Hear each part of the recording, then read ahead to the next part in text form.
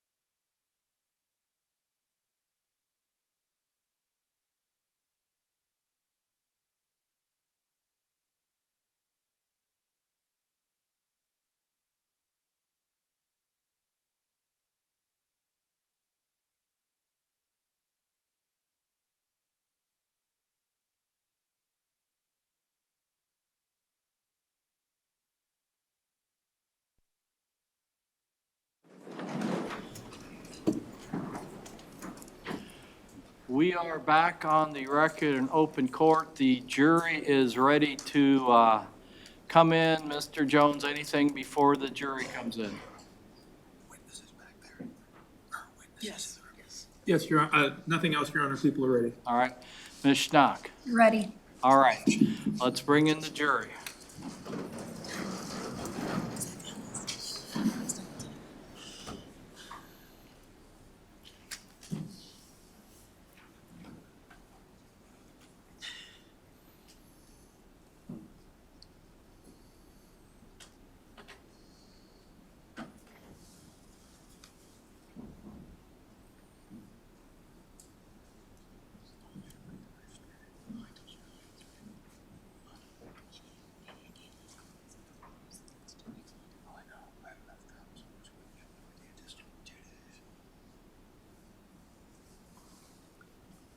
All right.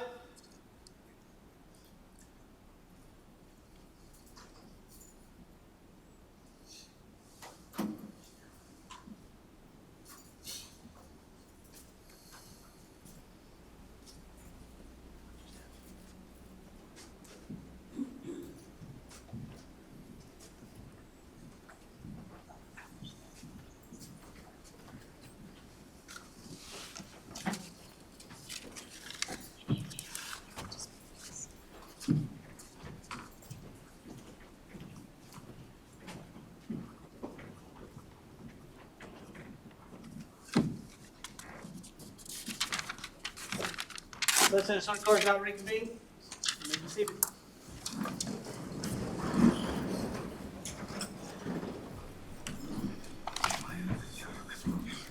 Good afternoon, ladies and gentlemen of the jury. We are continuing with the people's case in chief, and they will present additional evidence today. Mr. Jones, you have a witness? I do. Your Honor, the people would call Mr. Taylor Hyman.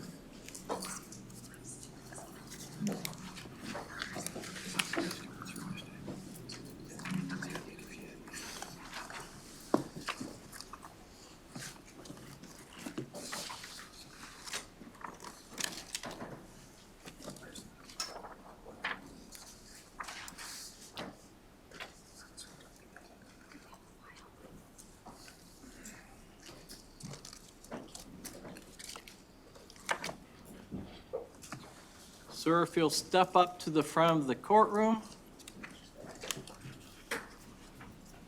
And if you will raise your right hand and then be sworn by the clerk. You do solemnly swear that the testimony may give in a cause now pending before this court shall be the truth, the whole truth, and nothing but the truth, so help you God? All right, and if you come around here and have a seat right here in this chair, and then kind of scoot up to the table to where you're comfortable, bend that microphone up so it's in front of you, and then please speak towards the microphone. You may inquire, Mr. Jones. Can you tell me your name? Taylor Hyman, How do you spell your last name? Heimann, Mr. Hyman, where do you live currently? 2510 Kentucky Road. Do you have a neighbor directly to the east? Yes. And who lived in that residence? Becky Bliefnick. I'm sorry, you say Becky Bliefnick? Yeah.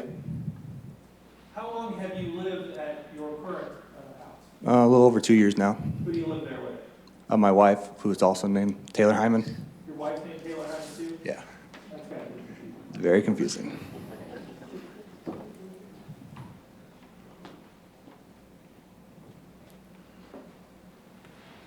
If I could personally. You may. I'm going to show you what's been marked as People's Exhibit number 9. And I'm going to ask you, do you recognize that? Yes. Can you tell me what that is? The picture over satellite image of my house and Becky's house. Your Honor, I'd ask that People's Exhibit 9 be admitted into evidence and published to the jury. Any objection, Ms. Scott? No, Your Honor. Court will admit Exhibit 9 into evidence, and it may be published to the jury. And for the record, we have People's Exhibit number 9 on the screen now. Mr. Hyman, there are 2 houses on this picture. Which one is your house? The one on the left. And there's a driveway that's headed north and south on that. Is that your driveway? Correct. Do you have any type of cameras or video recording on your house? We do. Can you tell me about that? They're located near the truck there, probably right at that corner there, pointed towards the road, towards up the driveway to the road, yeah. Tell you what, I got a little laser pointer here. Okay. Can you point that laser pointer where your camera is? Right there.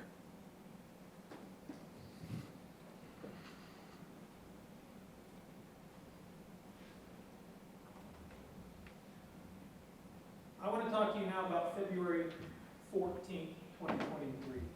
Did you have those cameras on your house at that location on February 14th, 2023? Yes. Tell me about how those cameras work. Do they go to a computer? Do they go to a phone? How do those videos work? So they detect motion. Once they detect motion, they will notify my wife and I's phones to where we can see the video. And if they detect motion, do they record at that point? Yes, they record we have it set at 7 seconds. So they don't record all night or all day. They record for a specific time. Mm-hmm. And I'm sorry, I got to say. Yes, they do. If they detect motion, they go. You also told us that they have a sensitivity setting. Yes. So what does that mean? So if we put all this, I believe it goes from a 12 to 0 on sensitivity. If you put it up to 12, it'll catch stuff on the road, people driving by and stuff like that. We had it set at a 7, I believe. So then it doesn't detect the people on the road, just to save battery life and stuff like that. On February 14th, 2023, did you get an alert on your phone that there was motion in your driveway? Yes. And did you view that video? Yes. When you viewed that video, did you see a person walking in your driveway? Yes, I did. Did you know who that person was? No. I want to be fair. Can you tell anything about that person on the video? Can you tell how tall they are? No. Can you tell what race they are? No. Can you tell if they're a man or a woman? No.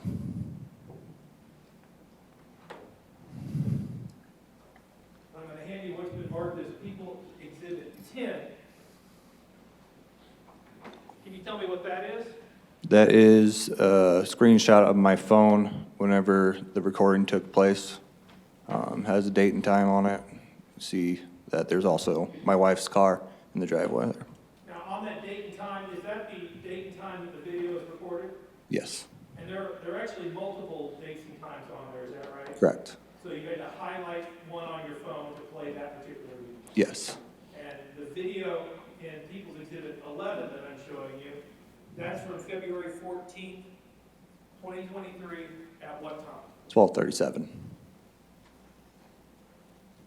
Your Honor, I'd ask that People's Exhibit number 10 be introduced into evidence and published to the jury. Just a second. Any objection, Ms. Stein? No, Your Honor. All right, Exhibit 10 will be admitted, and you may publish that.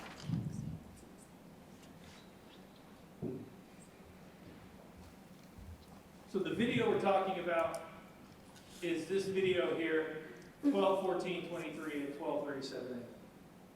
It's right? 2:14, yes. Oh, I believe you said 12 on accident, but yeah. I did, you're right, 2/14/23 at 12:37 a.m. Mhm. And again, for the record, I'm handing you People's Exhibit 11, is that video? Yes, The video was working correctly? yes. The time and date on the video is correct? Yes, And you know that because of other times that you've watched the video and recognize that the time is correct? yes. Your Honor, we'd ask that People's Exhibit 11, the video from 2/14/23 at 12:37 a.m. be published to the jury. The video be admitted and published. Sorry, admitted and published. Ms. Schnock, any objection? No. 11 will be admitted and published to the jury.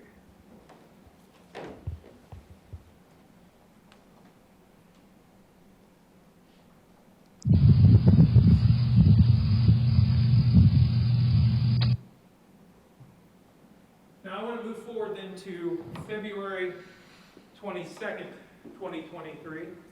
On February 22nd, 2023, did you also get 2 alerts on your phone about motion in your driveway? Yes, And did you watch both those videos as well? yes, And on both those videos, what do you observe? A person coming down our driveway and then a person going back up the driveway, similar to that video right there. The first video was on February 22nd, 2023 at 1:05 a.m., is that right? Correct. And the second video was February 22nd at 1:53 a.m., is that right? Yes. Now, in between, there was another video at 1:48, is that right? Yes. Can you tell me about that video? Did you view it as well? Yes, and there was a possum or raccoon going up and down the driveway as well. You don't see any person on that video? No, I did not.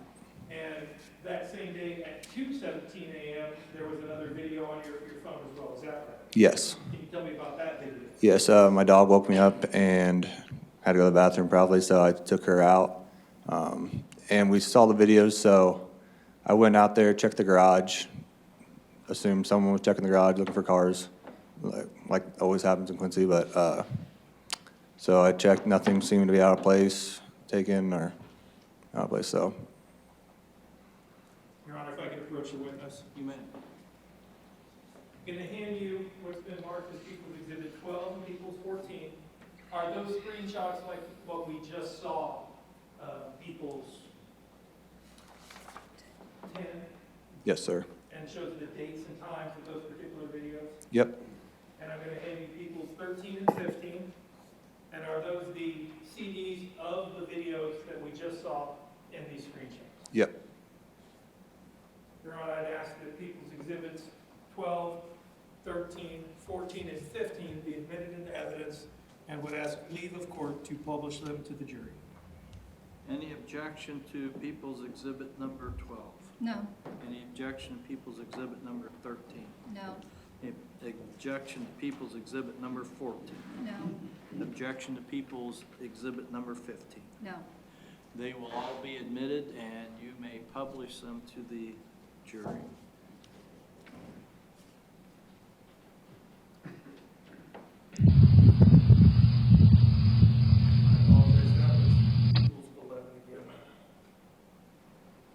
Now on the screen is People's Exhibit 12, and Mr. Hyman, we're looking at a video, it says Wednesday, but that was Wednesday the 22nd at 1:05 a.m., is that right? Yes. And People's Exhibit 13.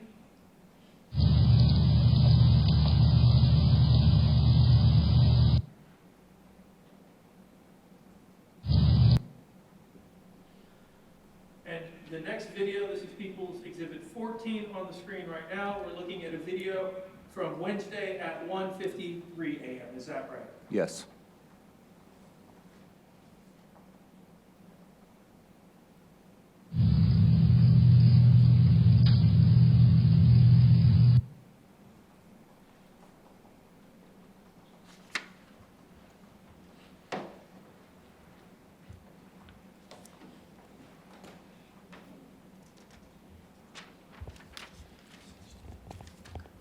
Your Honor, if I could approach the witness one more time. You may.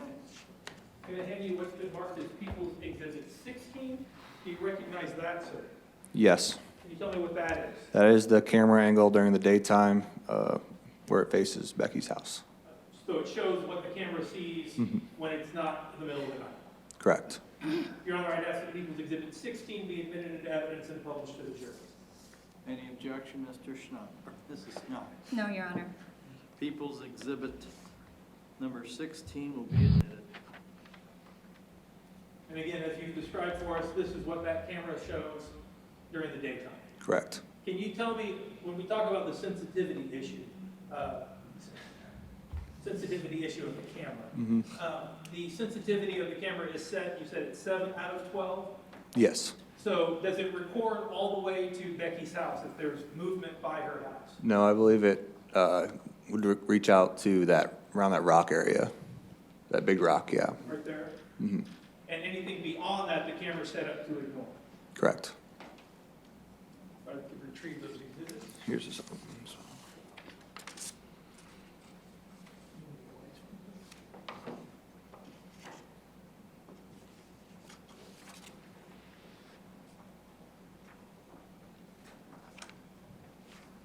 Mr. Hyman, we've heard talk about a prowler in that neighborhood. When we talked about the prowler in the neighborhood, is that what we're talking about, that person on the video? Correct. Was there any issues with the prowler in the neighborhood before February 14th? No. And since Becky was found murdered, have there been any random prowlers in the neighborhood since then? No.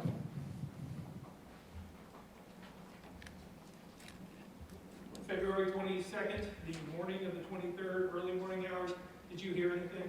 No, I did not. Did you see anything unusual? No. Thank you, that's all the questions I have. Cross, Ms. Schnock? Mr. Hyman, I'm going to ask you some questions, okay? If you do not hear me or if you do not understand my question, will you let me know? I will. Thank you. How long have you had these security cameras up at your house? For about a year and a half. Okay, and what was the reason for having them installed? We had someone break into my wife's car. Okay, and was that break-in reported to police? No. Okay. And with respect to so there have been, and did that happen at your house? Yes, that happened a year and a half ago. Okay, yeah. so there have been break-ins at your house prior to February 14th? Just that one, yes. Okay. And with respect to the recording on February 14th of 2023, did you do anything with that video as far as sharing it publicly is concerned? Not until the cops found Becky's body. Okay. Did your wife perhaps share that video publicly with anybody, if you know? No. Okay. Did you make any social media reposts that the same guy was back breaking into one of your cars? Yes. Okay, and when did you make that post? I did not, but Okay. that was my wife. And that- My wife has. Okay, and Did that that was in post. relation to the February 14th, 2023 video? Yes. Okay, She made that post, yes. okay. And did I understand your testimony correctly, Mr. Hyman, that you actually went outside on February 22nd in the evening and early morning hours of the 23rd? Yes. Okay, and what time did you go outside? Approximately 25 minutes after the person left. And what date was that? The 22nd. Okay, The morning of the 22nd, yes. okay, and when you went outside, did you see anything? No, I did not. And did you see anybody? No, I did not. And prior to going outside, did you see or hear anybody? No, I did not. Okay. I saw the videos, and that's whenever I went out there, yes. And nothing appeared out of place, is that fair? Nothing appeared out of place. Okay. Did you or your wife report this person that was in your driveway on February 14th? No, we did not. Okay.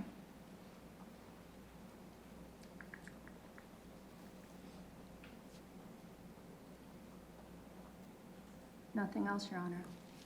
Redirect. No, Your Honor. You may step down. We'd ask that Mr. Taylor Hyman be removed, released from his subpoena. Any objection, Ms. Schnock? No, but we have him under subpoena, Your Honor, so that would still stand. Okay. You're free to go, but you are still under defendant's subpoena.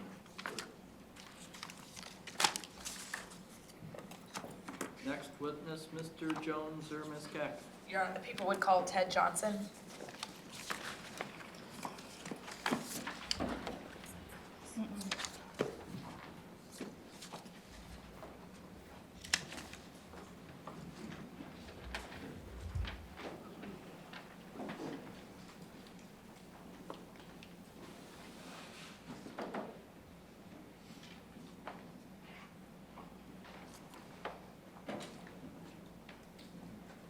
Sir, if you'll step up to the front of the courtroom.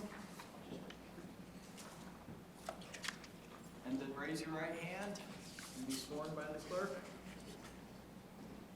You do solemnly swear that the testimony may give in the cause now pending before this court shall be the truth, the whole truth, and nothing but the truth, so help you God. I do. Okay, then if you come around here and have a seat right here in this chair. Kind of scoot up to the table to where you're comfortable, and then you can bend that microphone, just make sure it's in front of you and speak towards the microphone, please. You may inquire. Thank you, Judge. Can you tell us your name, please? Ted Johnson. Mr. Johnson, did you know Becky Bliefnick? Yes. Tell us how you knew her. We're in a dating type relationship, but not officially exclusively dating. And when did that We met, I would say, in probably January of 2022. Talked for a while as friends and gradually spent more time together and became romantically involved probably the summer of 23. No, sorry, 22. I apologize. Did you know that Becky was going through a divorce? Yes, yes, I did. Did you have conversations about that divorce? We did. And what was the sense you got about the divorce that Becky was going through? It was not pleasant by any means. A lot of difficulty and a lot of animosity on both sides, honestly. By the time February 2023 had come along, what was Becky's attitude about the divorce? She was actually very excited for it to be done. Looking forward, actually, like they had been postponed many times, and she was just looking forward to it being done and over. Mr. Johnson, I want to talk to you about specifically the time period in February 2023 leading up to her death, okay? Okay. Did you communicate with Becky over the phone? Yes. Was that both phone calls and text messages? Yes.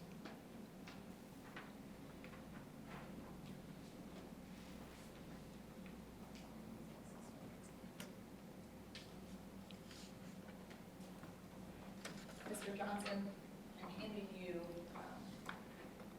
several pages of what are marked as exhibit number 4. Can you review those and tell us what those are? Text messages between Becky and I. Do they also include a phone call that you had with her? Yes.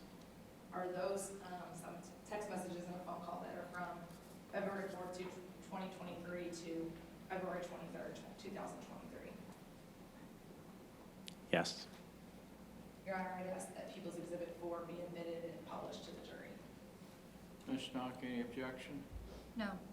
All right, will be admitted, may be published to the jury. Mr. Johnson, I want to start with talking about the evening and morning of February 14th. Okay. On February 13th, did you spend the night with Becky at her house? Yes, I did. And in fact, above the screen here, we show a message from February 13th, 2023 at 11:44 p.m. that says from, is that your phone number? Yes. And that was sent to Becky's phone, correct? Yes. And you had texted her that you were on your way. Yes. As you said, then you went and spent the night with Becky that night, correct? You did, yes. When you spent the night with her, how long did you stay there? Till the next morning, Do you know what time you left the next morning? around 5:30 a.m., I believe. If it said you were on your way at 11:44, about what time did you arrive at her house? I live about 10 minutes away or so probably midnight-ish, somewhere around there. And I'm going to have to talk just a little bit about I apologize. Okay. About 10 minutes from then, so midnight. So right around midnight? Yes. Did you park at her house at a certain spot when you would go there? Yes, I did. Tell us what area of her house you would park in. To the south of the garages in the driveway.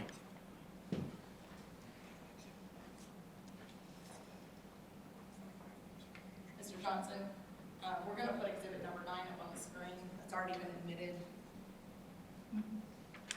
Do you see up here on the screen where you would park when you would stay with Becky at her house? Yes, I do.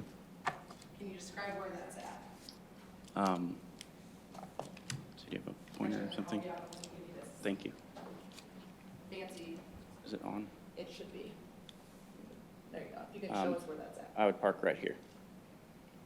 This area. Right there behind the house by the driveway. Yes. Thank you so much. And is that where you parked at Becky's house on the evening, February 13th till morning of February 14th? Yes, I always parked right there. Did you and Becky have sex that night? Yes, we did. After that time, when was the next time that you saw Becky? I believe believe I brought her some Qdoba over to her house after her surgery. I'm going to ask sorry. you to bend the microphone towards you or Sorry. speak towards it because I did not understand that last answer, Ms. Keck. Could you please repeat your last answer? Yes, when she got back home from her surgery, I brought Qdoba over to her house. If we can go back to People's Exhibit number 4. This is a text that you sent to Becky on the evening of February 21st, 2023, at 7:51 p.m. It said, "Got it, on my way." Was that you bringing Qdoba back to her house? Yes, I talked to her and she'd asked if I could pick it up for her because she wasn't able to drive yet. When you got the Qdoba and you went to her house, how long did you stay there that evening? Probably an hour or so, maybe a little longer. Did you spend the night that night? I did not, no. Tell us, how was Becky getting around after her surgery that evening? She was slow, but upright and moving. She was wiping down one of the tables in the living room when I got there that night. Yeah, I mean, slow but sore, but upright and moving. When you left, what was Becky doing that evening? I had put her to bed that evening. You said you put her to bed. Tell us. I apologize. I helped her carry some bottles of water and some books upstairs so she could get in bed. I helped her into bed that evening, pulled her covers up over where she was going to go to sleep, and I kissed her on the forehead, and I told her to sleep well. And that's the last time I saw her, Do you need a cup of water in bed? if you have one. Thank you.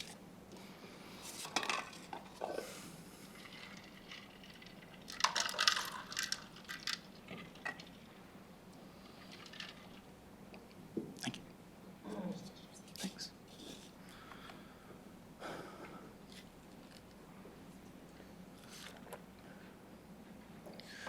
Yep. Yeah. The next day, did you and Becky, you said that was the last time you saw her, did you talk to her again? Yes, I did. Did you also text with her? Yes, I did. And we can go to the next line. The next evening, you were texted Becky at 7:16 to ask her how her evening was going, correct? Yes. And she responded, is that right? Yes. And her response was, "I'm just doing laundry and paying bills and being annoyed. I can't do much of anything else. LOL." That's correct. You responded to LOL, I get that. Yes. Then you sent another message to Becky that just said, "I just got back to my house, have a stack of bills that I need to go through myself, and all my laundry from this weekend I just threw in the wash." And that was at 7:18 p.m. That's correct. And she told you, "Don't wash or dry your new scrubs on high." Yeah. Correct? Yeah, she had actually bought me a pair of new scrubs because I washed my old ones and dried them on high, and they'd shrunk and were a little small. She didn't want to mess up the new ones. And you told her at 7:22, LOL, I won't. Yes. Her next message was, "I'm free to drive tomorrow, exclamation mark. Pretty excited about that, LOL. Might not be too comfortable, but I'm allowed to do it." That's correct. You then responded at 7:26, LOL, don't push it. I know you are anxious to get back to normal, but I want you to be safe. Yes. She then responded, well, I have a lot of errands to run tomorrow, and my non-independently wealthy self doesn't allow a chauffeur, and I don't like to ask for help, as I'm sure you already know. It took me all I had to ask you to pick up food. This is where I went, winky face, I'll make it work. And that was at 7:30, is that right? That's correct. You responded, yes, I understand, BC, I'm the same way, because I'm the same way. Correct. At 7:32, she then tells you, also took a lot for me to even let you come over here and see me in my gross post-op glory. That's why I took a Valium, so I wouldn't be bothered about it. That's, I was referring to that before. that's correct, yes.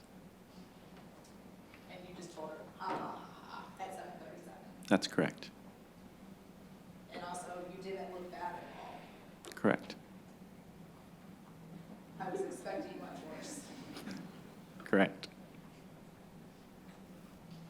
At 9:18, Becky sends you another text getting all of your stuff done. That's correct.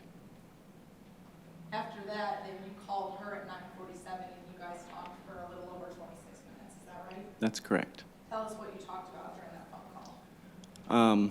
How she was feeling after the surgery. She was excited that she was going to get to pick up her boys the next day. She had told me that she was excited to drive, that she had done laundry, she was feeling sore but okay, that she wasn't going to take any of her pain medicine that night because she wanted to be able to drive the next day to get her boys. In that phone call, was that the last time you got to speak with Becky? It was. The next morning, did you text her again? I did. Was that at 6:41 in the morning? It was. Did you tell her good morning? Yes. And again, not knowing that she was dead, did you then text her again when she didn't respond? I did. And that was at 8:13 in the morning, and you said, "I hope you slept well last night." Yes. At that point, you had texted her 2 different times that morning. Did she normally respond to your texts? She did, yes. And were you thinking it was weird she hadn't responded? Yeah, I mean, I thought that was odd that she hadn't responded by that time, but I also knew she had a lot of stuff going on, so So then did you send her another message a couple of hours later? I did. I hadn't heard from her. It was noon, and I still hadn't heard from her, and I thought that was odd. So I was kind of being playful and texted her Marco You said, "Marco, hoping she'd respond on Polo." Polo. right? Yes, That was at 12:39 p.m. that's correct. Later that evening, did you receive a Facebook message? I did. Who did you receive that from? Becky's sister, Sarah. Based on that message, did you talk to Sarah on the phone? I did. Sarah messaged me and said that this is Becky's sister, Sarah. There's been an emergency. Can you call me? And she listed her phone number, and I immediately called her back. At that time, what did Sarah tell you? She told me that Becky had been found dead in her home. They didn't really know a whole lot else, but that one of the Quincy detectives would be contacting me. Did one of the detectives in fact contact you that night of February 23rd? Yes, shortly after that, Detective Eddie contacted me from the Quincy Police Department. When he contacted you, did you meet with him? I did, yes. Was that here at the Quincy Police Department? It was, yes. When you met with Detective Eddie, did he ask you several questions? Yes, And by several, I mean, did you meet with him for multiple hours? yes, close to 4, I believe. Did you answer all of his questions? Yes, I did. Did he also ask you during that meeting if they could take a picture of your shoe? They did, yes. And you allowed that? Yes, ma'am. Did they also take a picture of your shoe with a scale next to it? Yes, ma'am. Did they also ask you to submit to gunshot residue testing? Yes, Did you agree to do that? I did. Did they ask you to have a DNA bundle swab done inside your shoe? Yes, they did. And did you agree to that? Yes, I did. Did they ask you about looking at your phone? Yes, they did. And did you let them look at your phone? I did. And did you tell them you were concerned because you believed you had accidentally deleted some of your messages with Becky? I did, yes. Did they, in all their police wisdom, say we know how to still get those messages and they were able to retrieve all of the messages? Yes, they were. And many of those messages are the ones we just looked at? Yes, ma'am. Did they also ask you if you owned any firearms? They did. Did you tell them about any firearms you owned? Yes, I did. And specifically, do you own a handgun? I do. What caliber is that handgun? It's a .40 caliber Smith & Wesson. Do you currently own a 9mm handgun? I do not. Have you ever owned a 9mm? I have. When was that? More than over 2 years ago. What happened to that 9mm handgun? My ex-wife was awarded it in our divorce. And you gave it to her after it was awarded to her? Yes, ma'am. And so the last time you saw it was after she was awarded the gun? That's correct.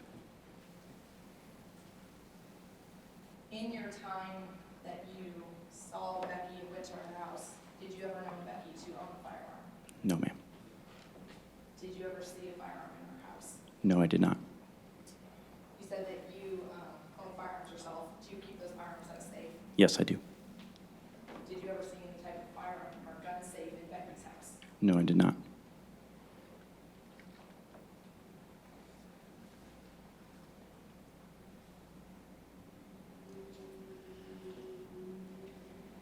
Mr. Johnson, I want to go back to talking about where you parked on February 13th, okay? Okay. February 14th.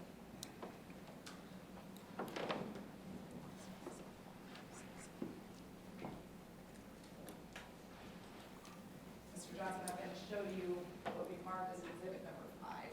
Can you tell us what that is? It's a picture of my truck.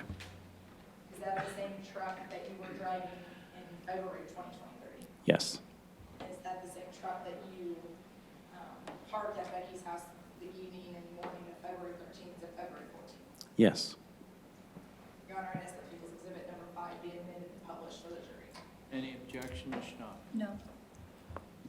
People's number 5 will be admitted, and you may publish it. In February of 2023, did you have Missouri license plates at that time? Yes, I did. You previously lived in Missouri. Yes, I did. I'm going to hand you what's been marked as People's Exhibit number 6. Is that a picture of the license plates that you had in your truck February 13th to February 14th, 2023? Yes. Your Honor, I ask that People's Exhibit number 6 be admitted and published. Any objection, Ms. Schnott? No. Will be admitted and published.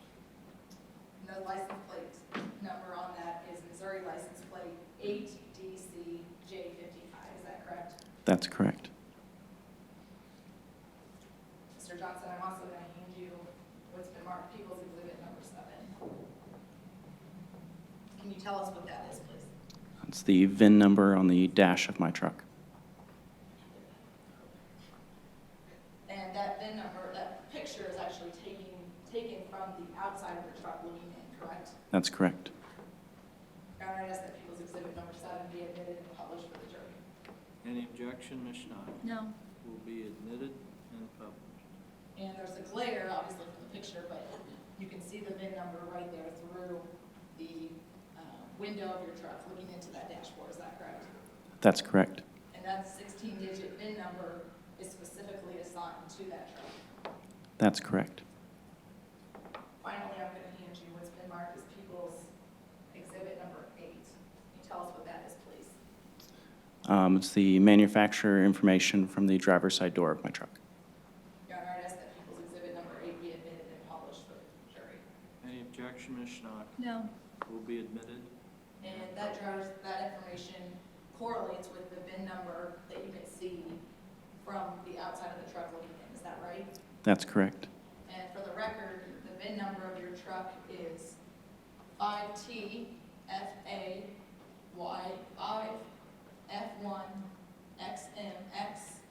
5TFA5F1XMX984278. Is that right? That's correct.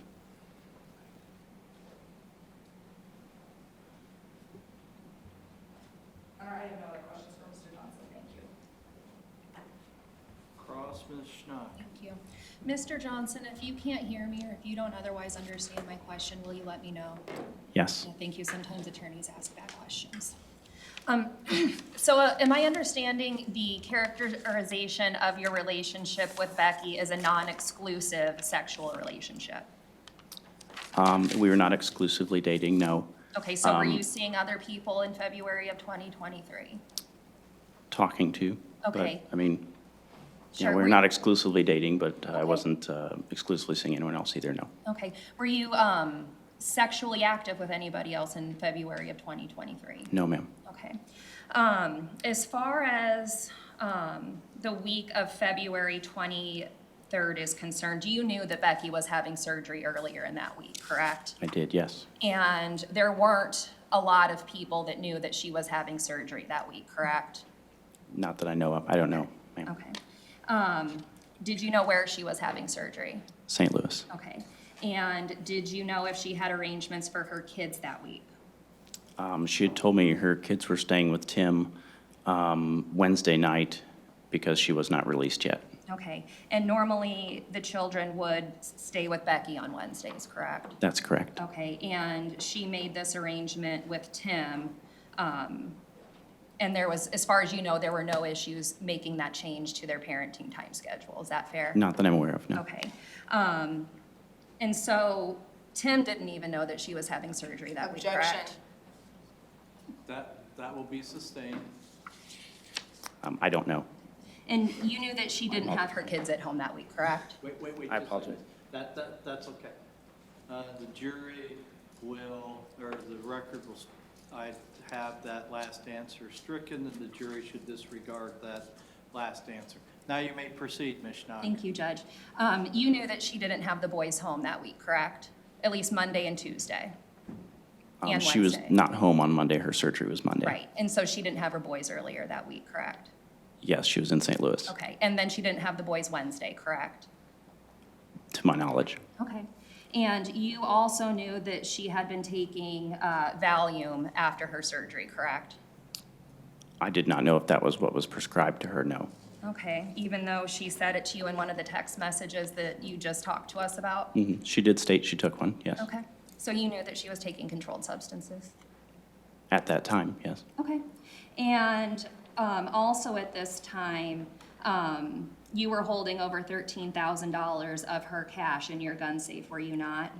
I'm not aware of what was in the bag, ma'am. Okay, did you ever see the contents of that bag? Only when Detective Eddie pulled it out of my safe and unzipped it. And But there was several thousands of dollars in cash in that bag, was there not? I don't know how much was in it, ma'am. There was cash in that bag, correct? I saw that there was cash in the bag. And that bag had her name on it, correct? I do not know if it had her name on it. Did the bag have any identifying characteristics on it that it belonged to Becky? It was blue. How long had you been holding on to that bag for her? Month or two? Did you have a code or a key to get into Becky's house? No, I did not. When you would go to Becky's house, how would you get into her house? Usually the sliding door to the east, but it had been broken for the past couple months, didn't open or something. Okay. So the garage door was open, Okay. the door through the garage. Okay. As far as the day, well, you mentioned that there was animosity on both sides of the divorce with respect to Tim and Becky, correct?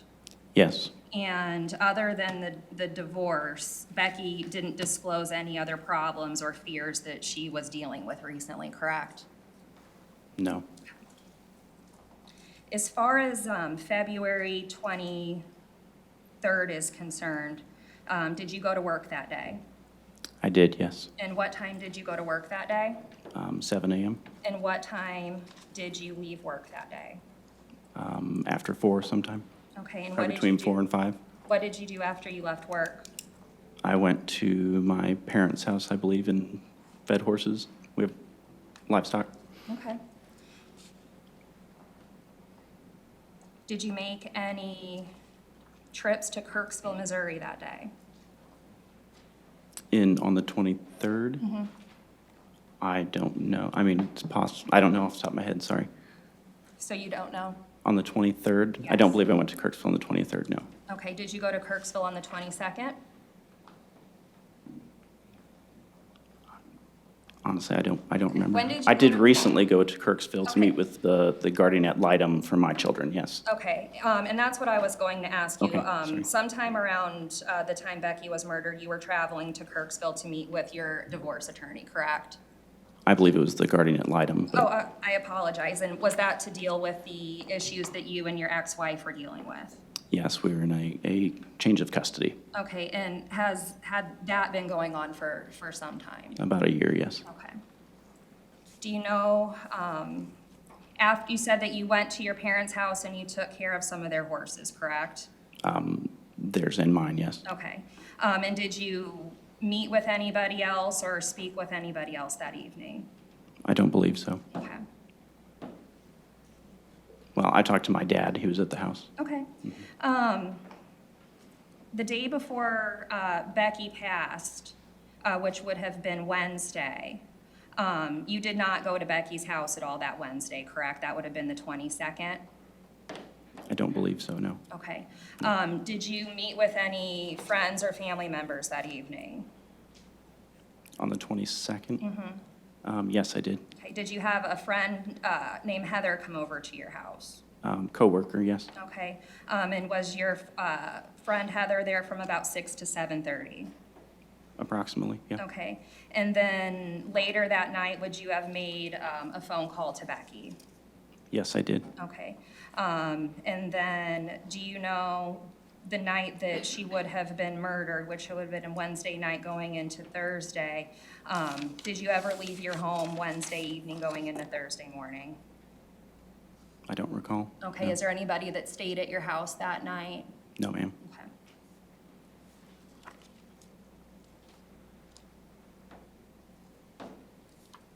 Were you aware of any security system that Becky had at her house? I know there was a security camera in the garage by the door. Okay, I had seen it when I'd come in through there. okay. Is that the only camera that you're aware of her having? Yes, that's correct.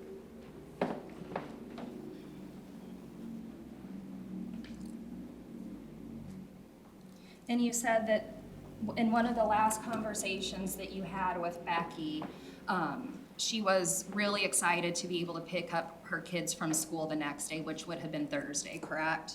That's correct. And she mentioned that she didn't want to take her medication because she wanted to be able to drive to go pick up the boys, correct? That's correct. No other questions, Judge? Redirect. Oh, thank you, Your Honor. You may step down. Thank you, sir. Your Honor, we'd ask that Mr. Johnson be released from his subpoena. All right, any objection by the defense? No, but we have him under subpoena as well, Okay. Your Honor. All right. You're released from the people's subpoena, you're still under subpoena by the defendant, all right? Okay, thank you. Call your next witness. People would call Matt Hermsmeyer. Okay, while we're waiting for Officer Hermsmeyer, you may all stand up and stretch for a minute, all right?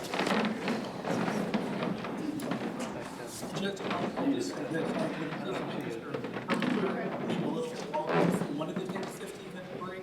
Thank you. Yeah. Okay.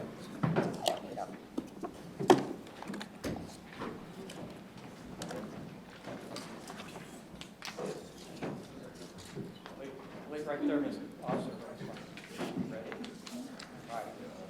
Wait just a second, we're stretching. All right? You're too quick. Okay, please be seated.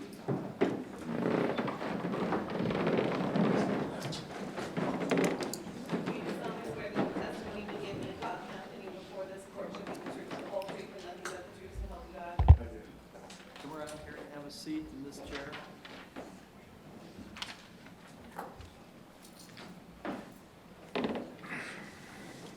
You may inquire. Thank you, Your Honor. Can you tell me your name, please? Matt Hermsmeyer. And Mr. Hermsmeyer, what do you do for a living? I'm a Quincy police officer, Officer Hermsmeyer, how long have you done it? 25 years. What is your current role with Quincy Police? Patrol officer. What does that mean? What's the patrol officer? Take calls for service from the general public. I want to talk to you then about February 23rd, 2023. On February 23rd, 2023, around 3:30, 3:45 p.m., did you receive a dispatch or a call for service? I did.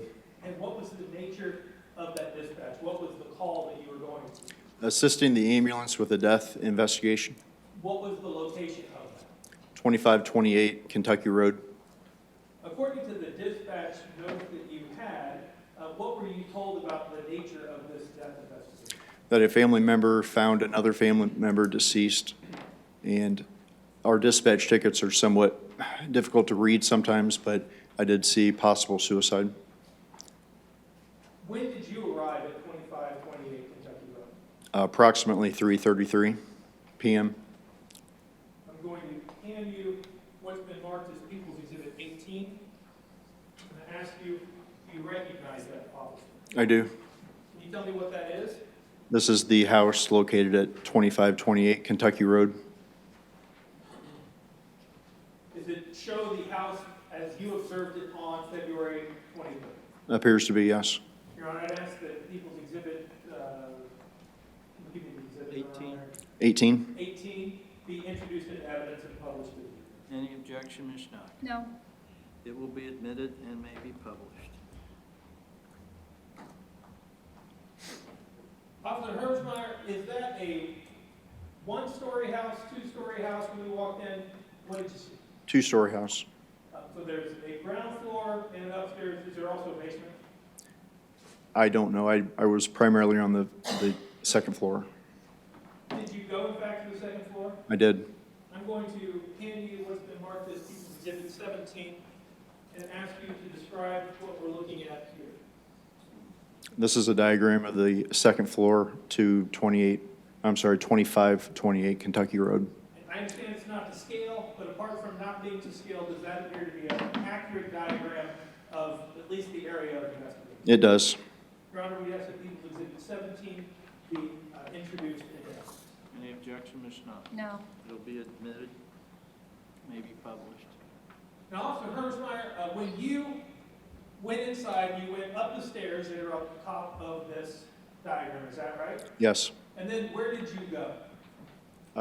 We walked down the hallway to the opening door of the bedroom, which is located on the west side of this house. So you went up these stairs and then went down this hallway, is that right? Yes, And then you turned to your left and looked in that bedroom. that's correct.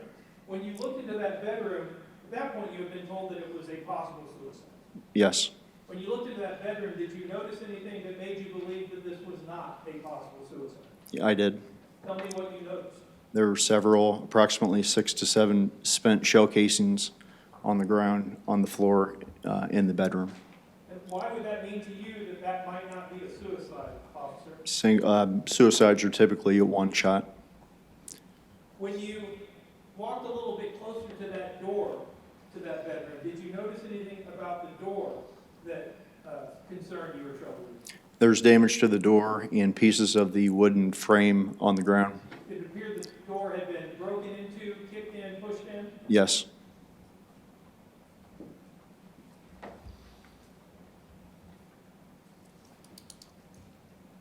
I'm going to hand you what's been marked as People's Exhibit 37, 45, and 47. Excuse me, Mr. Jones, give me those again. 37, 45, and 47. Okay, thank you.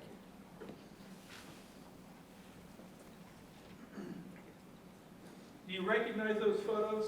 I do. Can you tell me, start with 35, 37? 37? Yeah. Give it to you, I don't have any more. 37, can you tell me what that is? This is the door leading into the bedroom. And when you look at that photograph, tell me what you noticed about what you observed, not only in that photograph, but when you first got on the scene. There was damaged wood casing from the door on the ground, in addition to spent shell casings. Multiple spent shell casings? Yes. Your Honor, we'd ask that People's 37 be introduced into evidence and published to the jury. Any objection, Ms. Schneider? No. 37 will be admitted and may be published.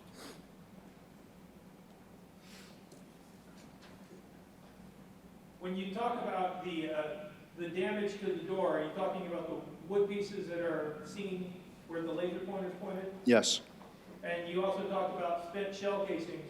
Are you talking about the shell casings that are here in the middle of the floor? Yes, I am. People's 45, if you could look at it, and again, tell me what you're looking at there. This is a closer-up picture of the previous picture with the damaged wood and spent shell casings on the ground. Different angle. Yes. Your Honor, we'd ask that People's 5. 45 be introduced into evidence and published. Any objection? No. 45 will be admitted and may be published.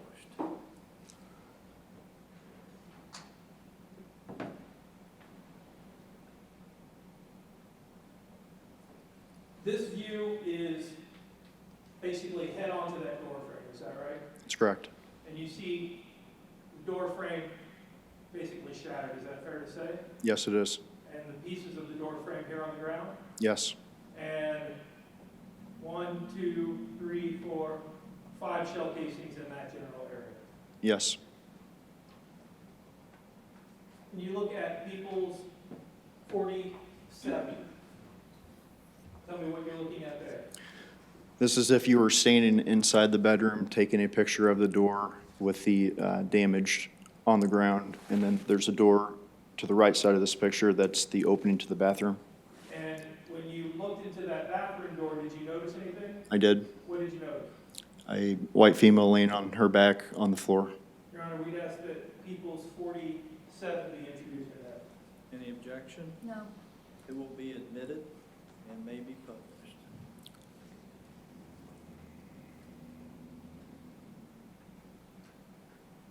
And again, Officer Hermsmeyer, the broken pieces of wood here that we're talking about, Yes. and then 1, 2, 3, 4, 5, 6 shell casings in that. 7, 1, 2, 3, 4, 5, 6, 7 shell casings in that general area, is that right? That's correct. And is there a piece of the broken door also underneath the door there? Yes, that's part of the doorknob mechanism. Did you also look behind that door? I did. When you looked behind that door that I'm pointing to with the laser pointer, did you notice anything? Yes, there's a cell phone behind the door on the ground. Can I hand you what's been marked as People's 48? Is that a photograph of that cell phone behind the door? It is. Your Honor, we'd ask that People's 48 be admitted and again, leave for to publish to the jury. Any objection is not. No. 48 will be admitted and may be published. Is this the cell phone that you're referring to? Yes, it is. Appears to have been dropped as the door was violently shoved open, fair to say? Yes.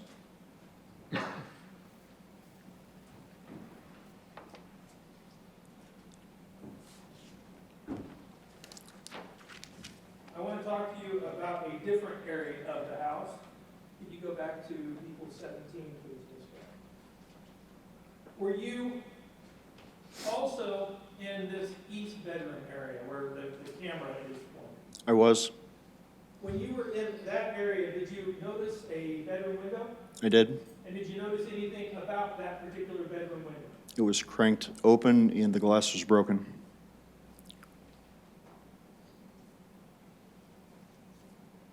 I'm going to hand you People's Exhibit 26, 27, 28. I apologize, it's shaded.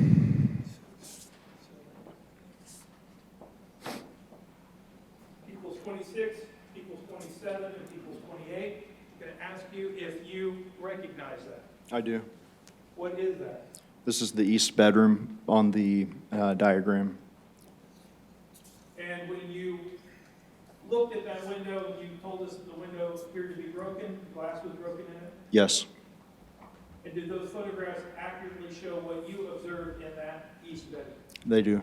Your Honor, I'd ask that People's 26, 27, and 28 be introduced into evidence, admitted into evidence, and leave to publish to the jury. Any objection is none. No. 26, 27, and 28 will be admitted and may be published.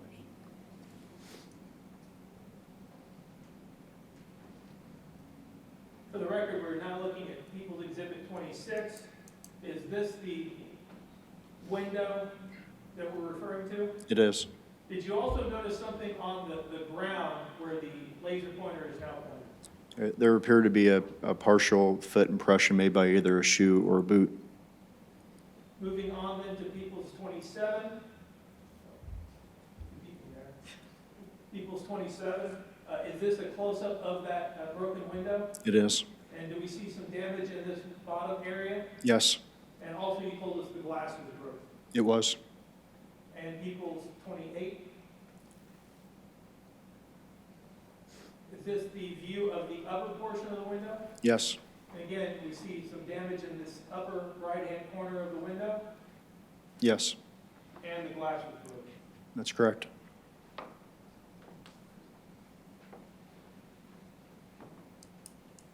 I now want to move on, if you could go back to 17, please, Ms.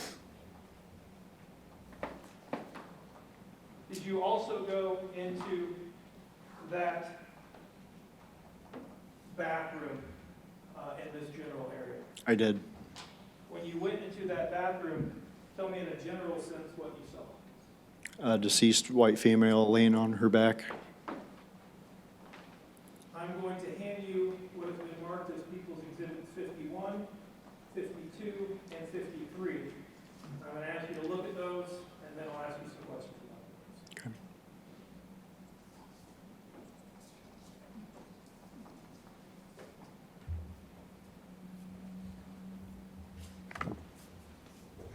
If we could start with People's Exhibit 51, could you tell me what People's Exhibit 51 shows? This is a white female, later identified as Becky Bliefnick, laying on her back on the bathroom floor.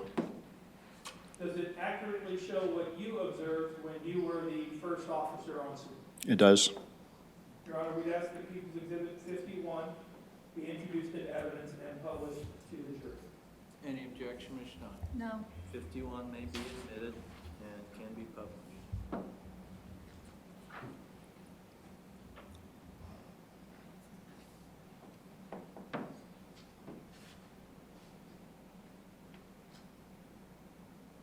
Officer, when you were on scene, did you notice several pieces of small plastic around and on her body? I did. When you were in that bathroom, did you look at Rebecca's genital area? Yes. And when you looked at that, were you able to see her underwear? Yes. Did you make any observations of her underwear? There appeared to be some type of a towel underneath her underwear. Did the underwear appear to be pulled to either side? No. Did the underwear appear to be torn in any way? No. Looking then at People's Exhibit 52, it's not been introduced yet, Mr. 52.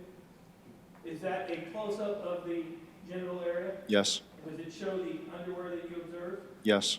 and the towel that you observed? That's correct. And then look at People's 53. Is that a close-up or a closer-up view of the same thing? It is. Does it accurately show what you observed on February 23rd, 2023? It does. Your Honor, we'd ask that People's Exhibits 52 and 53 be introduced into evidence.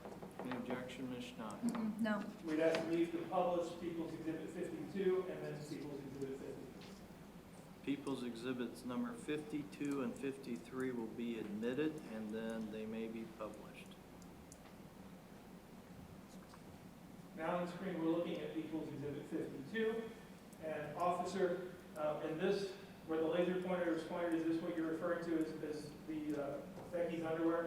Yes. And then off to the left side of the body, the right side of our screen, there appears to be a blue item, the blue towel that you're referring to. Yes. Now, what was under that blue towel, you have no way of knowing. Is that I fair to don't. say? Correct. I don't know. Moving on to People's Exhibit 53, is that a close-up of that same view? It is. And again, we see some small pieces of plastic on her body, That's correct. the victim's underwear, and that blue towel. That's correct. Now, officer, how were we able to see the victim's underwear when we can see that she's also wearing pants? The pants did not appear to have a middle or a crotch area. When you observe the pants, do they appear to be ripped or torn at all? They did not. In fact, are there seams on those pants to show that those pants are designed to be crotchless in a sense? There were. Blank screen, please, Mr. Chair.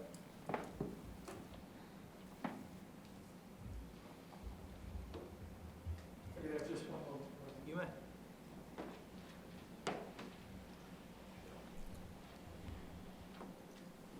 Thank you, Officer Hermsmeyer. That's all the questions I have. Questions, Ms. Schneider? Thank you. Officer Hermsmeyer, what time did you arrive at the Bliefnick home, if you recall? Approximately 3:33 p.m. All right, and when you got there, who else was at that residence at that time? I made contact with, well, I was field training a new officer that day. When we arrived, we made contact with 2 Adams County paramedics and a gentleman that was later identified as William Postal, who is Becky Bliefnick's father. Okay. And after you arrived, was the house secured? After I arrived, we checked the upstairs for anyone else in the house, and I stayed upstairs in a cover position while another officer came to search the rest of the house with Officer Landis, who I was training. Okay. How long did you spend at the Kentucky Roadhouse that afternoon and evening? Approximately 6 hours. Okay. And what essentially did you do for those 6 hours? I mean, you told us about what happened when you got there and what you observed when you found Becky on the floor.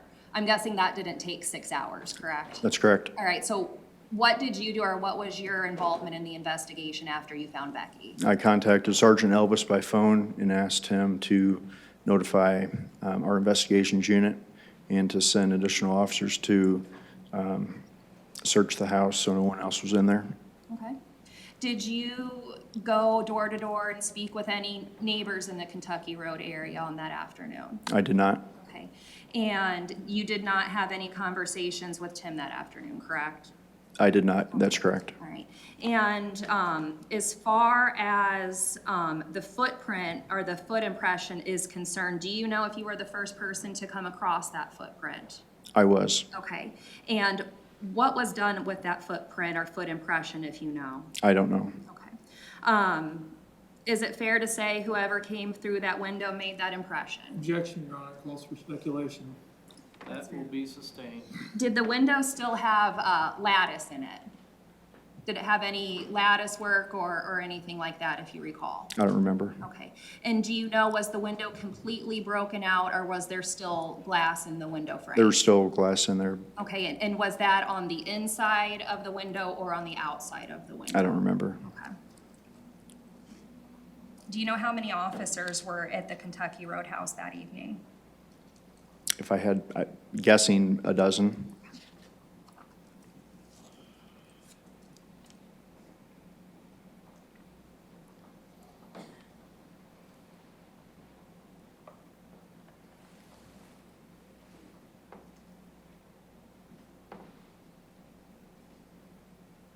I don't have any other questions for Officer Hermsmeyer, Your Honor.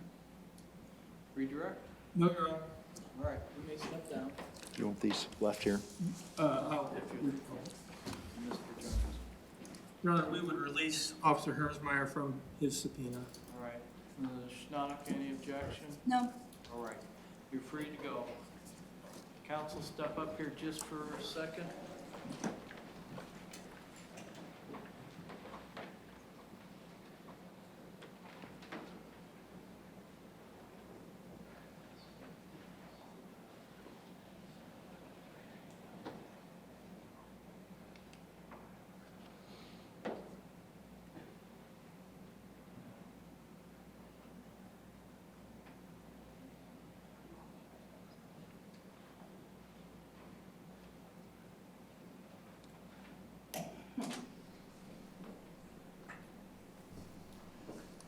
All right, ladies and gentlemen, we are going to take a recess. It will, you'll have 20 minutes then to make sure you have time to use the facilities and get a snack or something, and we will continue with the people's case. We'll be in recess. All right?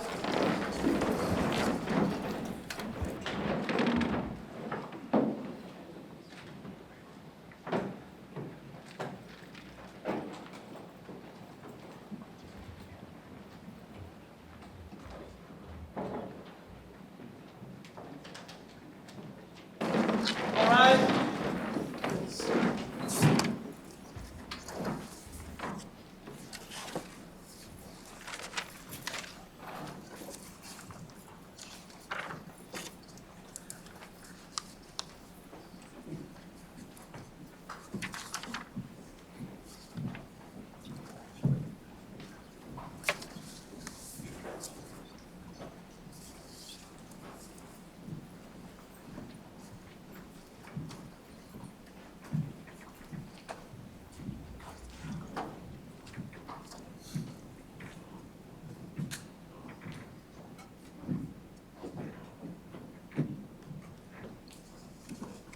Session of Court is now reconvened. You may be seated.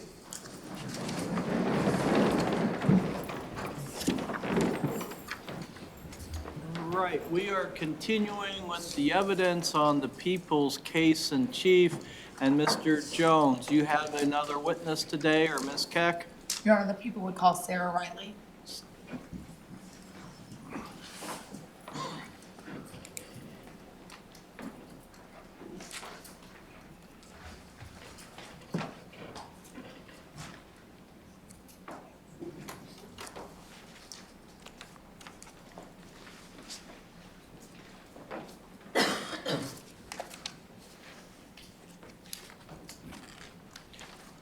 Ma'am, if you'd step up to the front of the courtroom. And then raise your right hand and be sworn by the clerk. You do solemnly swear that the testimony you may give in the cause now pending before this court shall be the truth, the whole truth, and nothing but the truth, so help you God. Okay, and now if you could come around here and have a seat right here in this chair. And then kind of scoot up to the table to where you're comfortable, and then bend that microphone down so it's in front of you and speak towards it, please. You may inquire. Thank you, Your Honor. Can you tell us your name, please? Sarah Riley, Can you spell that for the court reporter, please? Sarahreill.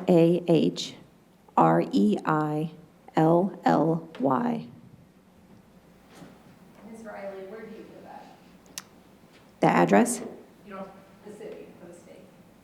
Irvington, New York.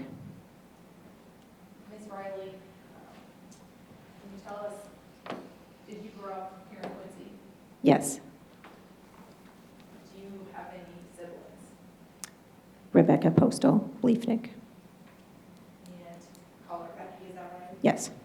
Was Becky older or younger than you? Younger. What's the age gap between the two of you? About 16 months. So were you pretty close growing up? Absolutely. And were you still pretty close up until her death? 100%. Becky was married, is that right? Yes. Who was she married to? Tim Bliefnick. Do you see Tim Bliefnick here in court today? Yes. Can you point him out by where he's sitting and what he's wearing? The yellow tie, white shirt. Your Honor, the record could reflect that Ms. Riley has identified the defendant. The record will reflect that the witness has identified the defendant. Ms. Riley, how did Becky meet the defendant? They met in college. They both went to Quincy University. Tim played football there. They started dating at some point after that. Early on in their relationship, they moved to Chicago, where Tim was living at the time. They then moved to Fort Wayne, Indiana, and got married at that time and bought a house in Fort Wayne. You said they got married. Do you know when their wedding date was? September, 5 years after my husband and I got married, 2009, I believe. September 2009. Did they have any children? They have 3 boys, Can you tell us the names of those 3 boys? Deacon, Grayson, and Arlen. Deacon is 12, is that right? Correct. Grayson is 10, Yes, and Arlen is now 6. He was 5 in February of this year, is that right? correct. You said that Tim was a football player in college. Did he continue to be athletic and into working out after they got married? Objection, Your Honor. I don't know what information she has to lay a foundation for this testimony. I'm also not convinced that his fitness after graduating college is relevant to this matter. Ms. Keck? Your Honor, I didn't lay a foundation, and it is relevant due to the way that we believe the crime occurred. The court is going to overrule the objection at this time. You may proceed. Thank you. Ms. Riley, were you aware if Tim continued to be involved in working out after college? Yes, he did. Fitness was a huge part of his life, and Becky's as well. They owned a CrossFit gym together. Tim was a coach at that gym. I know Becky also taught CrossFit kids classes at that gym. As far as I know, Tim has continued up until this point to be involved in fitness and CrossFit and working out. When we visited the house, he was often going to the gym to work out. And when you said when you visited the house, was that the house that they lived at on Kentucky Road? It was, yes, and any of their houses, So before that as well? correct. When did they move to Quincy? They moved to Quincy shortly after Deacon was born, so I'd say maybe about a year after Deacon was born, they moved back to Quincy. Years ago? Yes.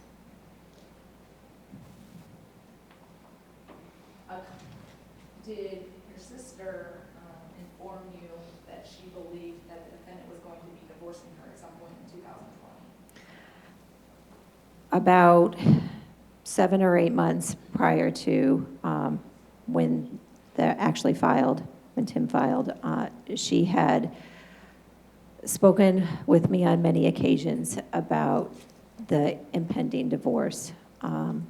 She had requested for a long time before that even that they go to marriage counseling, that they try to amend their relationship for the sake of the kids. Her goal was that they stay together as a united family for the boys. But she knew that Tim had mentioned to her that he was planning on filing for divorce. It just took a long time for him to actually do so.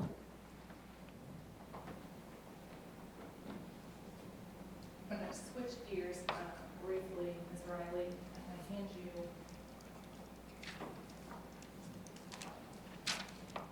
what's been previously marked as People's Exhibit 69. Do you recognize that? This is Becky's Facebook page. In that Facebook page, does it have a picture that you know to be your sister? That is Becky, yes. That Facebook page, were you friends with her on Facebook? I was, yes. Were there regular posts, updates about her and the children? Yes, she often posted about her and the boys' activities. Every so often, she would post about nursing or, a meme from time to time, but the primary focus of her Facebook page was her and the boys, yes. Your sister was a nurse. She was, yes. And when she would post about the boys, would that include pictures of your nephews? Yes. Your Honor, I'd ask that People's Exhibit 69 be admitted and published for the jury. Any objection, Ms. Schnock? No. It will be admitted and you may publish it. 69 is the exhibit. And the picture that we see on that profile picture, that was the picture that Becky had on her Facebook page at the time she was killed. Is that correct? Yes.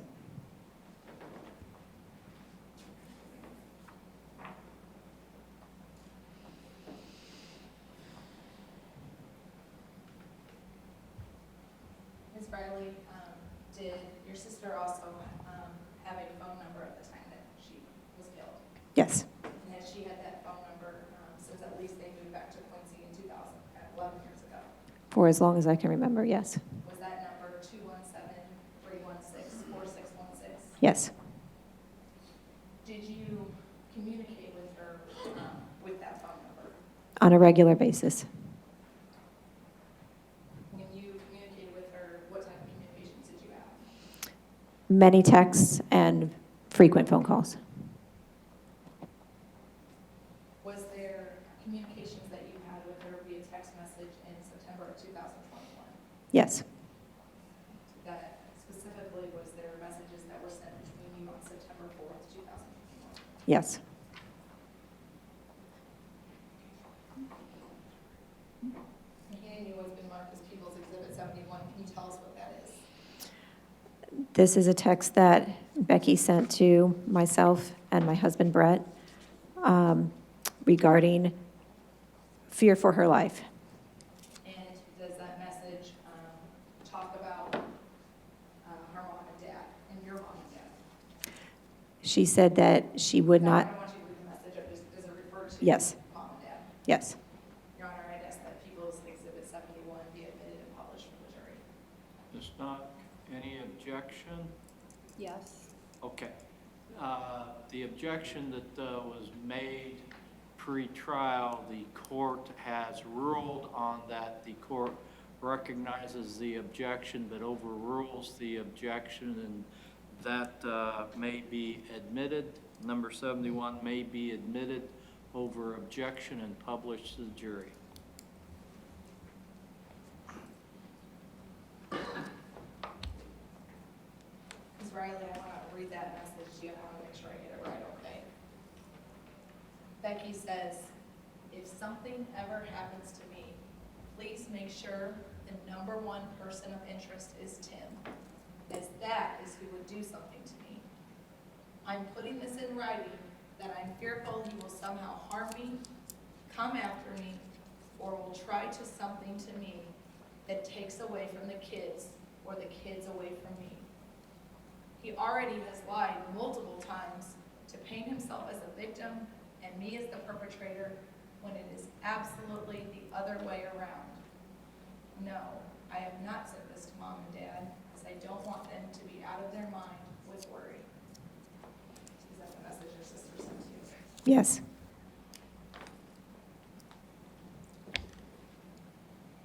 Ms. Riley, I want to talk to you about the day that your sister was found dead, okay? Tell us when you learned what had happened to Becky. My family was in Florida on vacation for February break, and I was at a hair salon getting my hair cut when my mom called my phone. And because I was getting my hair cut, I let the phone go to voicemail, knowing that in about 10 minutes I would be done. Immediately thereafter, my daughter, who was not with me at the time, called me, and because of the proximity of the phone calls, I picked up, and she said, "You need to call Grandma, she's crying." And so I did. And when I called, my mom picked up right away, and all she said was, "Becky's dead. Becky's dead. We don't know anything, but Becky's dead." And she said, "I have to call you back. Dad's not here. I have to call you back." And so I immediately called Brett, and Brett's your husband. my husband, and he was at a client's house installing a sculpture or a painting, and right away I told him, "It's an emergency, pick up," because I left him a message, and he called me right back. Were you aware at the time that your sister was seeing somebody? Yes, That was Ted Johnson. yes. Did you later contact Mr. Johnson? After speaking with my mother shortly thereafter,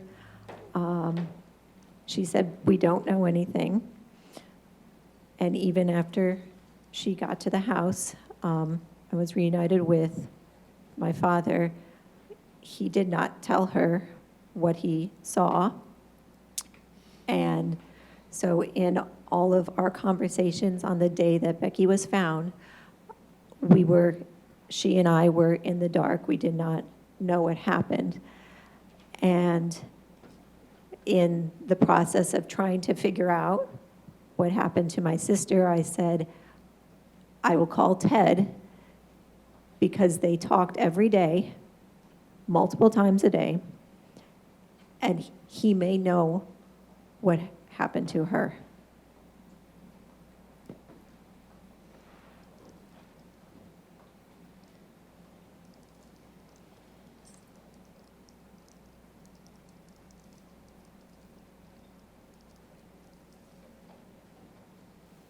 Did you ever have any conversations with your sister about her having any fights with Mr. Johnson?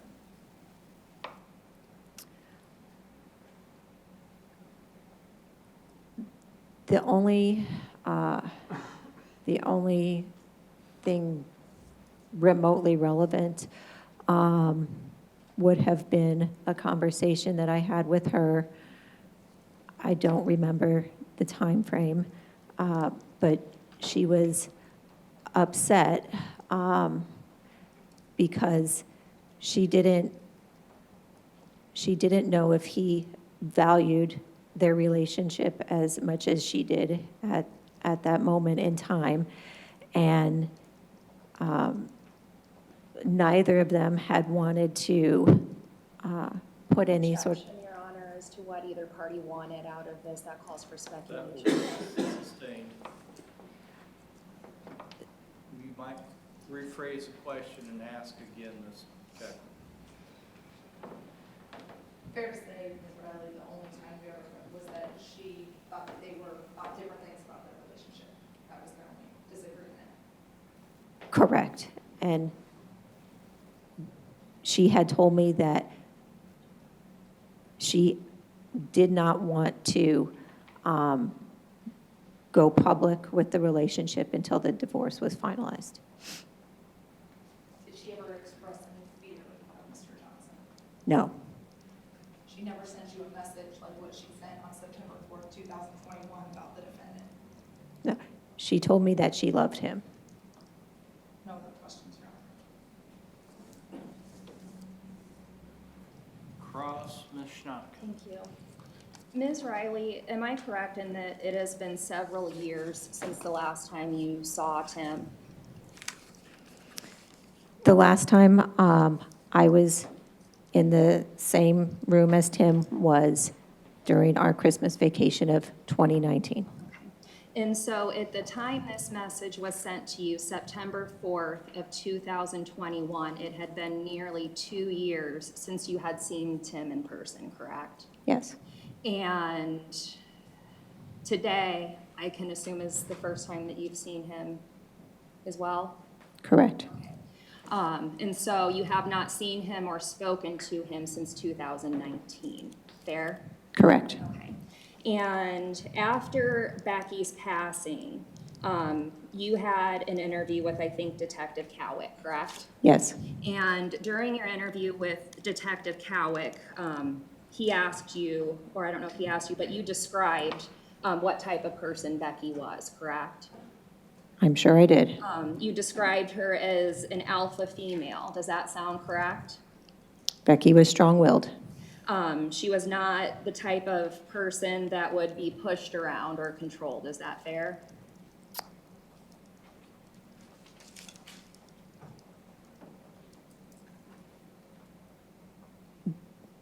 It's a yes or no question, ma'am.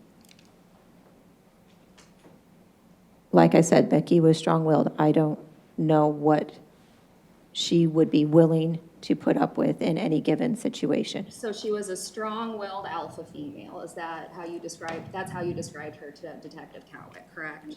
If that's what I said in the interview, then I will say yes. And at the time you sent this message to Becky in 2021, you had known Tim for 15 years at that point? Since approximately 2009, yes. Okay. And in your interview with Detective Cowick, you indicated that you had, in the time that you knew Tim and Becky together, that you had never witnessed anything firsthand with respect to any physical altercations between Tim and Becky, correct? I did not see a physical altercation. Okay. And when you and Becky were talking about the disagreement that they had with respect to the relationship with Ted Johnson, that was in response to Becky seeing something that he posted about a different woman, correct? I think that Becky had seen a social media comment on another person's picture. And that made her question what he thought their relationship was. Yes, And as far as you know, that was the biggest argument that they had, or at least she made you aware of. Is that fair? I do not think that it was an argument. I think it was a discussion. Disagreement. Discussion. A disagreement about the status of their relationship, is that Objection, fair? Your Honor, she's answered. That will be sustained, asked and answered. And when you talked to your mom on February 23rd, she didn't know anything, fair? You said it, she told you, her statement was, we don't know anything, we don't know what happened. Correct. And that was correct, or that was true when she called you initially, and that was true when you talked to her when she was at Kentucky Road, correct? Correct.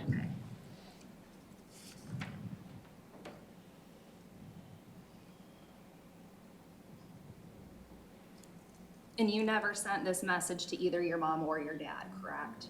Correct. And you never forwarded this message to any of her attorneys, correct? No, I did not. And you did not report this message to law enforcement or anybody else for that matter, is that fair? I did not. No other questions, Judge? Redirect. Yes, Your Honor, thank you.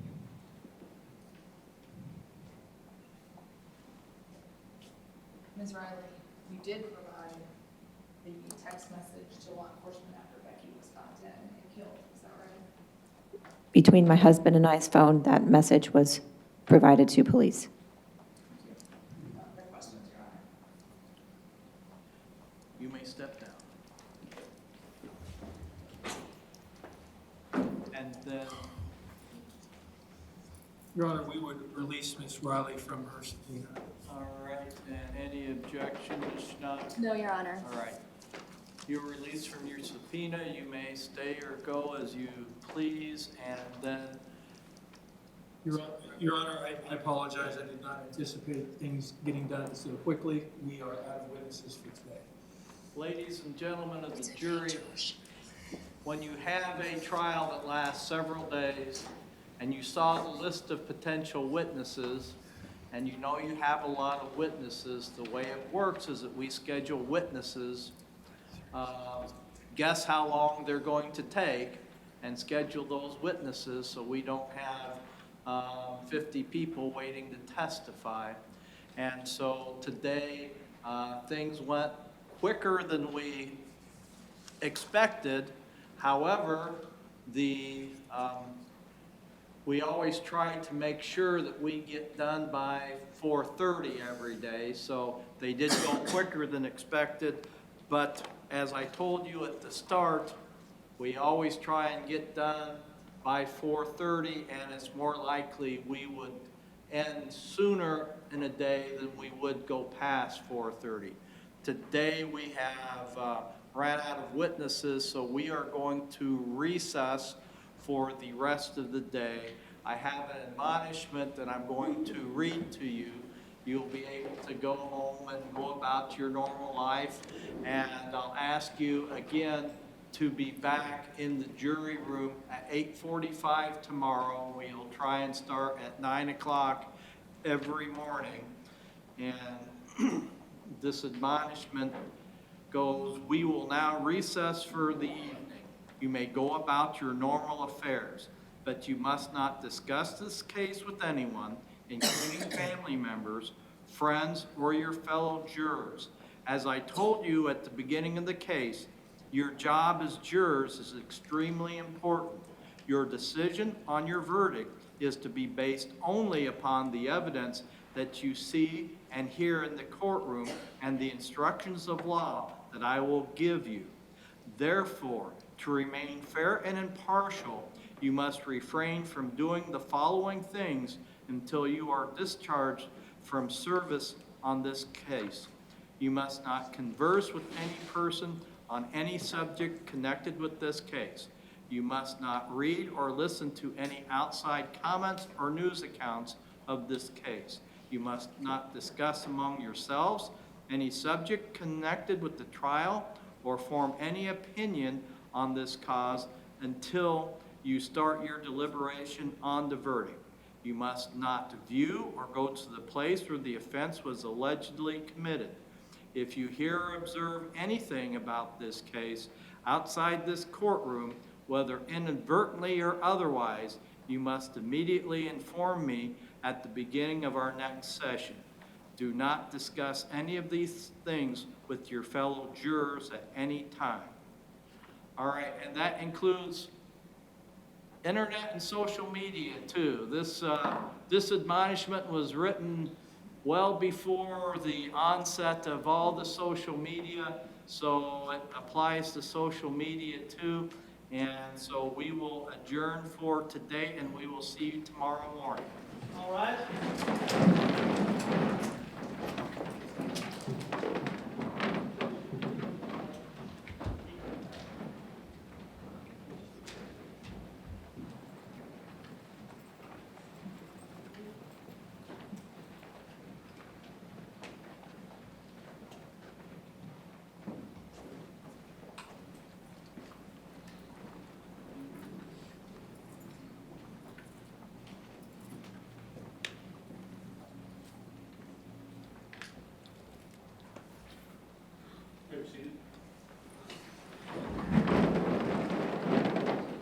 All right, council will be here and ready by 8:30, so if there's anything that comes up, that we can take care of that business beforehand.